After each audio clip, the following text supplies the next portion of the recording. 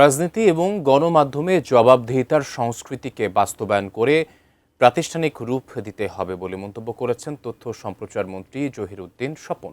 সকালে রাজধানীর circuit house রোডে প্রেস ইনস্টিটিউট অব বাংলাদেশ পিআইবিতে সাংবাদিকতায় জেন্ডার সংবেদনশীলতা শীর্ষক প্রকাশনার মোড়ক উন্মোচন অনুষ্ঠানে কথা বলেন তিনি।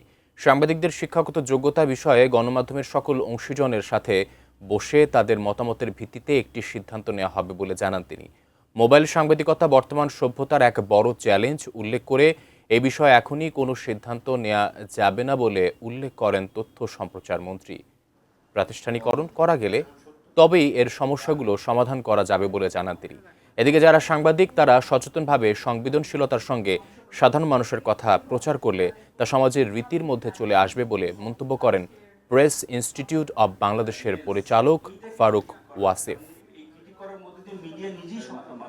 যার হাতে ডিভাইস সেই তো এখন সাংবাদিক, এবং অন্য ভাষায় যদি আমরা বলি সিটিজেন জার্নালিজম চলছে এখন। কোনো প্রতিষ্ঠান লাগে না, কোনো হাউস লাগে না, কোনো জ্ঞান লাগে না, কোনো শিক্ষা লাগে না। কাণ্ডজ্ঞান অথবা তার নিজের যে সমস্ত সুস্থ অথবা অসুস্থ বুদ্ধি বিবেচনা আর হলো একটা স্মার্টফোন, দ্যাট ইজ এনাফ। কারণ এই ফোনের মধ্যে অনেক ক্ষমতা রয়ে গিয়েছে। এটা একটা সভ্যতার জন্য নতুন চ্যালেঞ্জ।